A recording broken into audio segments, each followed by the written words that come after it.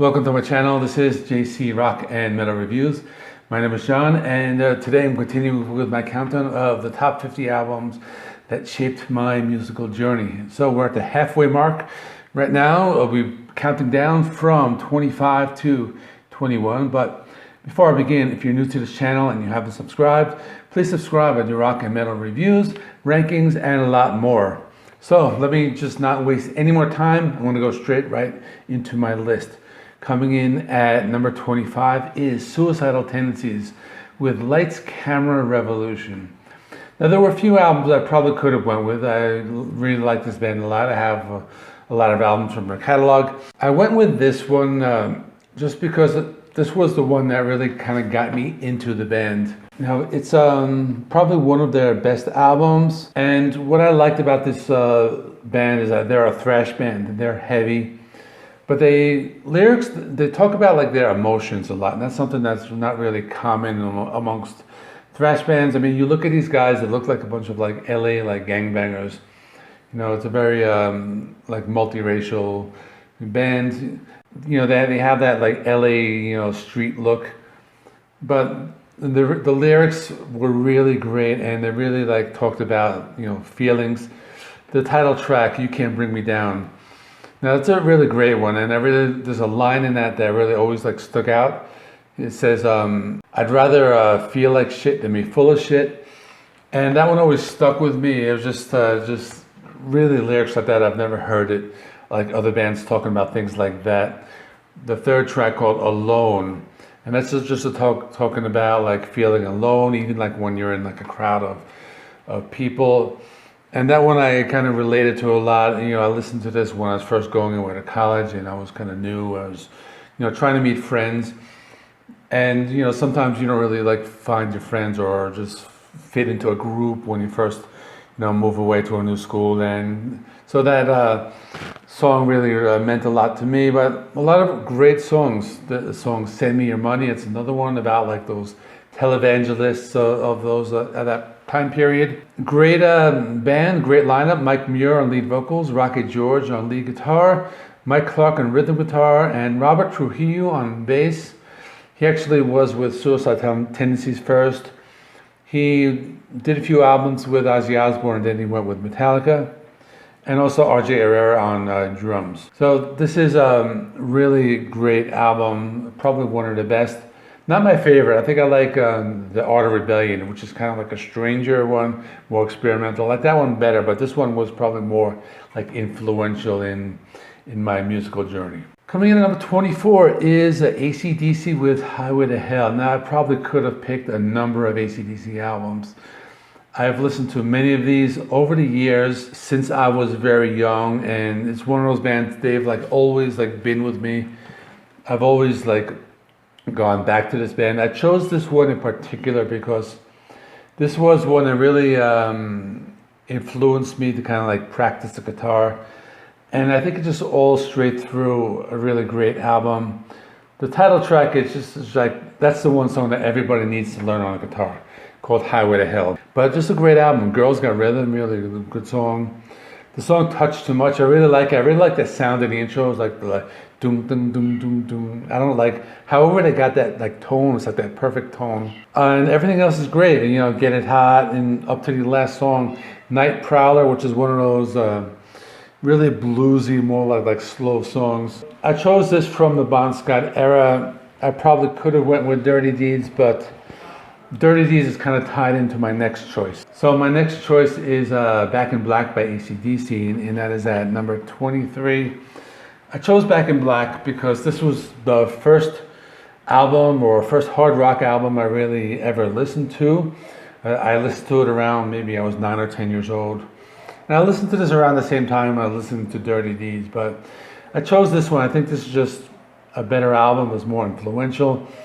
And you could tell one of like the best-selling hard rock album of all time, and it's just great all the way through because you got Hell's Bells, really great with the bells in the beginning and like the finger-picked chords. You have the "Back in Black," the title track, and ends with "Rock and Roll Noise Pollution." I really like the bluesy guitar riff on that one. These are all songs I used to just practice on my guitar when I was younger, also, later on in life. I listened to this again today, and I never realized kind of like these lyrics are like very explicit. I mean, when you're a kid, you don't notice it, but songs like "Let Me Put My Love Into You," "What Do You Do for Money, Honey?" I mean, if you like listen closer to the lyrics, it's kind of like surprising. I'm surprised I was allowed to listen to this, but this is again an awesome album. I don't really need to tell you that. It's probably going to be on everybody's like list of like any type of fan or rock fan or any music fan in general. Coming in at number 22 is Aerosmith Pump, and you're probably thinking this is a strange Aerosmith album for me to choose. I do enjoy their 70s stuff, but this is the album, I think like the first Aerosmith album I bought, and then after listening to this I went to explore their earlier stuff. I probably owned probably maybe the first 5 or 6 albums by Aerosmith. I know like Rocks and Toys in the Attic are probably some of my favorites, but this is the one, I think this is still my go-to album. I always go back to this. This album, when it came out, it was marketed as a heavy metal album, but I don't really think it was. It's not metal. It came out like, I remember seeing it on Headbangers Ball. They played the Love in the Elevator. Like they would like play it like early in the show, and it kind of got mixed in with like those hair metal bands. But this is just a straightforward blues rock. It had a different sound. They used more keyboards. They used more like horn sections, and this album sounds a lot different than their other ones. But the thing I like best about this album is just that this album has a really great flow. The songs flow perfectly right into each other, and you have like these like interludes that go into the main song, like Water Song / Janie's Got a Gun. I mean, just perfectly, it's the perfect album just to listen to start to finish. And probably underrated. I mean, I think people might like the other ones. I kind of like lost touch with Aerosmith after Get a Grip. I mean, I like that album a little bit, but they put out those songs like Crazy and Amazing. That's pretty much like almost the same song. And they had those like music videos with Liv Tyler, and I kind of like lost interest in the band after that, so I don't really know any albums after that one. But Pump is probably, I would probably say my go-to album. That's the one I like always like go back to. And coming in number 21 is Alice Cooper, and you will be seeing some more Alice Cooper on this list, but he's probably my favorite artist. But I went with Billion Dollar Babies. This is probably my second or third one that I bought, but I remember I bought Love It to Death, and I wanted to buy another one like from that same like time period. And this is like the perfect album that just shows off his like theatrical side. He has so many different things, and when you listen to this album, you can just like imagine like the stage show, different things he could be doing. Like the lyrics and the songs, they really like paint a picture and really representative of like his image and his stage show. So the album opens up with Hello Hooray, really great rock song. But then we have the title track, Billion Dollar Babies. And he actually did a duet with Donovan. I actually learned this recently on Chris Proffi's channel. I never knew that, but it's a great song. Unfinished Suite. It's about going to the dentist. I mean, that's really awesome that he can actually make a song like that. No More Mr. Nice Guy. It's another great one. This was covered by Megadeth in the 90s, but really good proto heavy metal song. Generation Landslide. That one's pretty cool. Actually, like sounds like the Beatles in beginning, but it's a really great song.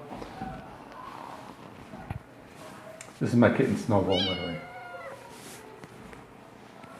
So we have the last song, I Love the Dead. Really great one. Just perfect like Alice Cooper song. It's very like a dark theme, but it's awesome. And just really love this album. This one I listened to again today. I still love it as much as I did like when I bought it like 30 years ago or however long that was. And that is it. So I'm going to end right here. So comment below. And the weekend's coming up, so I'm actually going to be taking a little break from this countdown because we have some pretty new, there's some really great new releases. Flotsam and Jetsam, we have Red Fang, a band called Atreyu, which I don't really know, but I might do it. I'm definitely doing the Flotsam and Jetsam, but the other ones I may or may not do, so I may resume this countdown during the weekend. But we will see. I do want to interrupt this a little bit for the new releases. So I will be back sometime either late this weekend or on Monday. So please stick around, like, comment, subscribe, and I will be back soon. So I will see you in the next one.